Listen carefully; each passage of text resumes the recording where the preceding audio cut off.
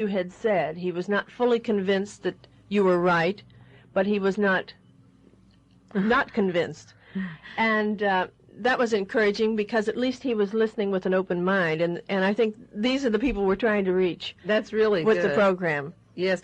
The people who, if they can have an open mind and ask questions and write letters and call this station and just don't take up too much of Gloria's time. Just call up and say, this is my phone number. Have Mae Brussell call me. If you're embarrassed about your name or you think you're going to lose your job, just leave your phone number, and I'll rap with you on the phone about questions you have in your mind. And then after we talk, you can disclose who you are. You don't have to, because maybe you could stay tonight. Yes, and take some phone calls after the program. I think maybe that might be a good idea. I'll stay for 3 or 4 or 5 calls. And if you want to call at the end of this hour, you have any question about the material I brought up in the evening that would clarify, so that because the next week we get on another subject, I'll pick up those calls. Now, on the second half of the show, I think I'll just jump to some of the documents that are coming out of the National Archives and share them with you, because they're really too good to just sit on my shelf in the filing cabinet or wait till I write a book. And the bulk of my research, again, is the witness testimony in the Warren Report, first 15 volumes, and compared to the documents and exhibits in volumes 16 to 26, the last 10 volumes. Those last 10 volumes are State Department papers, affidavits, FBI reports, Secret Service reports, as against what witnesses say. And I saw that there was a discrepancy between the exhibits and the witness testimony, and I began a very complicated cross-filing system which went into 28,000 pages of research on just one particular area in the assassination of Lee Harvey Oswald, aged in the United States.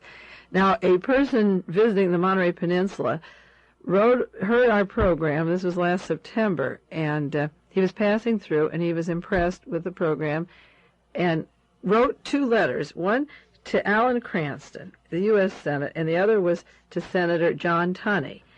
And he was concerned about the information that I was saying and wanted to know if it could be shared with more people, that if it was true, it was alarming, and what do we do about it, and should these senators take notice of Mae Brussell? The answer that this particular gentleman got back from each of the members of your Senate is the following. John Tunney said, Dear Mr. Olish, thank you for your letter. I did not hear the broadcast you referred to in which Mae Brussell is being interviewed by a program commentator.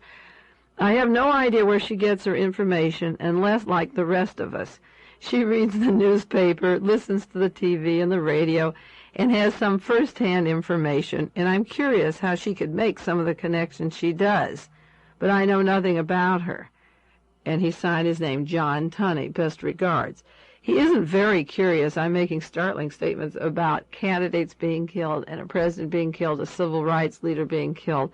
And he's assuming that I'm just like the rest of you out there, or the rest of us, he says, where I get this from the radio or TV. To answer John Tunney, we'll read a few documents. But before we do that, I'll read you from Alan Cranston.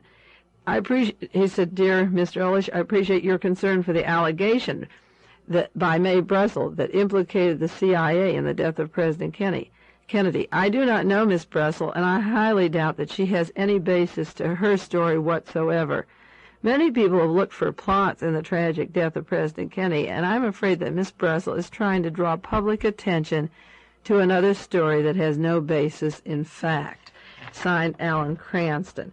So with that, to show you where your senators' heads are at, I will proceed as time allows to read you a few documents that have come out of the National Archives that are declassified.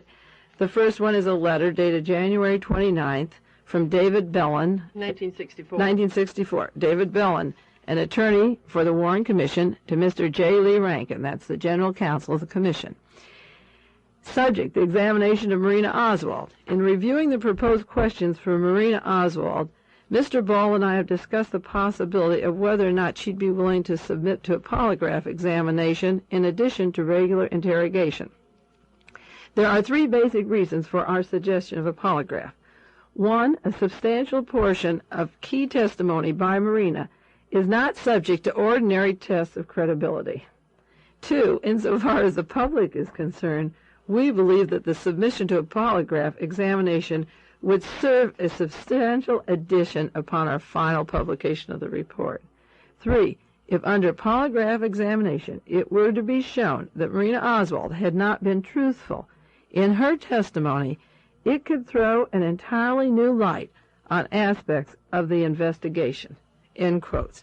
Now, Gloria, all of my research for 8 years has been to throw out the entire Warren report on the basis that Marina Oswald's testimony was the only thing that held it up. There was no evidence of ballistics, capability, ownership, anything at all. That Marina Oswald was the sole person holding up this report, and by their own admission, if she lied, an entirely new light would have to be thrown on the investigation. And I'll send a copy of this to Senator Cranston and Tunney to show them that my ideas come from the commission themselves. I have the documents to show why a new investigation would show altogether different conclusions, but they themselves, Joseph Ball and the attorneys from the Warren Commission, recognize this fact. This is a letter now I'm going to read, dated February 28, 1964, from Norman Redlich, another attorney in the commission, to the chief counsel, J. Lee Rankin. During the course of yesterday's questioning of James Martin, many questions were asked relating to the character and personal life of Marina Oswald. Oh, I have to end the letter here, Gloria, to explain. James Martin was a member of the Secret Service, not Secret Service, he was a friend of the Secret Service, and right after the assassination, she was taken to the Inn of Six Flags, which is a hotel in Dallas, outside of Dallas, and she then went to the home of James Martin for many weeks, and she lived at this particular home, and she didn't return to the home of Mrs. Payne where she lived before the assassination, and she was housed there and taken care of, and all of her bank account dealings and the people who met her and the large funds of money came through the hands of James Martin, and they thousands, hundreds of thousands of dollars were pouring in for Marina Oswald. And James Martin was her host and protector, and James Martin was interviewed by the Warren Commission. Getting back to the letter by Norman Redlich, he says, James Martin stated that he had consciously attempted to create a public image of Marina Oswald as a simple, devoted housewife who suffered at the hands of her husband, and who is now filled with remorse for her husband's actions and deeply grateful for the generosity and understanding of the American people. As Martin's testimony indicates, there is a strong probability that Marina Oswald is, in fact, a very different person. Cold, calculating, avaricious, scornful of generosity, and capable of an extreme lack of sympathy and personal relationship. The commission has undertaken not only to determine who fired the shots that killed President Kennedy, but to study all the evidence which would lead to an explanation of why this crime was committed. If Lee Oswald was the assassin, the character and personality of his wife must be considered relevant in determining the motive.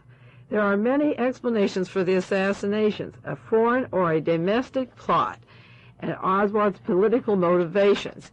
And he said, to the extent that we ignore any possible explanation for the crime, we are focusing the attention of the commission and history on other motives which may not be sound as the one we ignore.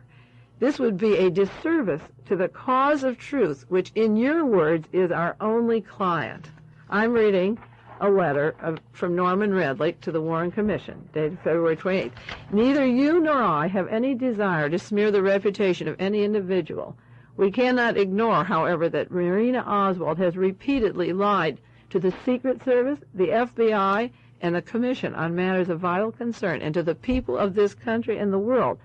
As you know, I was not in favor of placing on the record the story of her actions in Washington, because we already have statements which provide us with all we need to know on this matter, and formal testimony could have added very little. But if a witness who has had a close association with Marina Oswald is prepared to offer certain insights into her character, including those of a derogatory nature, I feel it is the mandate of the Commission's inquiry to compel us to consider this testimony. End letter.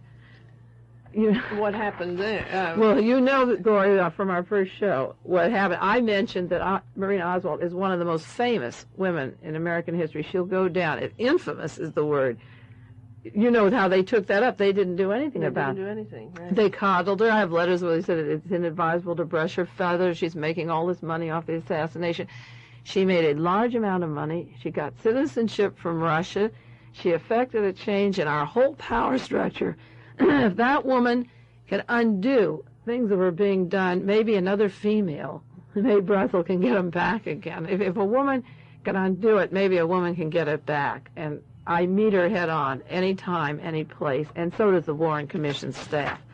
Now, here's a letter dated March the 12th, 1964, from Mr. Coleman and Mr. Slauson, attorneys from a well-known firm in Pennsylvania that came down to work for the Warren Commission, and it's to Mr. Jenner and Mr. Lieber of the Warren Commission.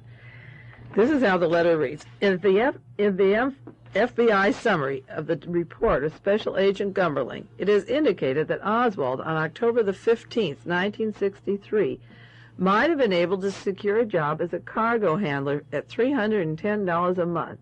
The report states that he did not report to the employer since, according to the notation, he had another job on October the 16th and was working. According to page 220 of the same report, he took a job on October the 16th at the Texas School Book Depository, which paid $208 a month. Standing alone, these two facts indicate that Oswald may have had a non-economic reason for taking the job at the Texas School Depository. Now, it says perhaps Lee Oswald said something at the Payne residence that would shed light on why he didn't want the better job. End quotes.